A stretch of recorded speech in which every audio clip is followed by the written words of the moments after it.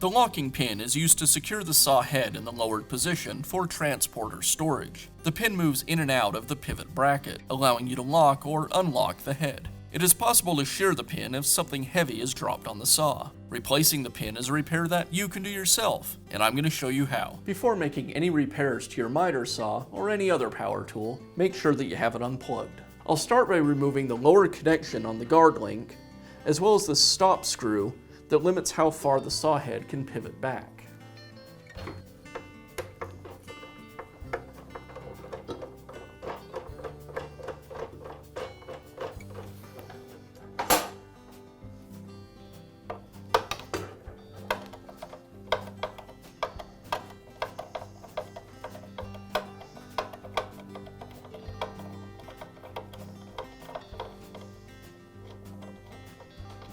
With the stop screw removed, now I can pivot the head of the saw all the way back so that the lock pin can now be accessed from the inside. Now I can push the lock pin through the casting and out the other side.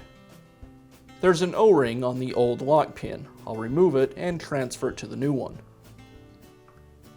If the O-ring is worn, you'll want to go ahead and replace it as well.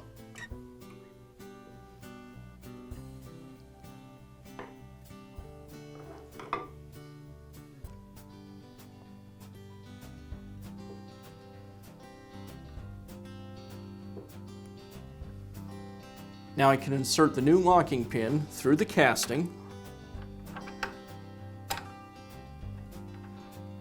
and now I'll reconnect the stop pin and the guard link. First, the stop pin.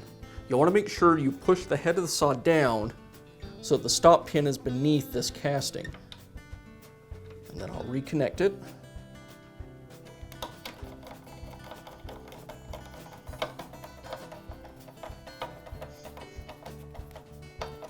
And now I'll reattach the guard link.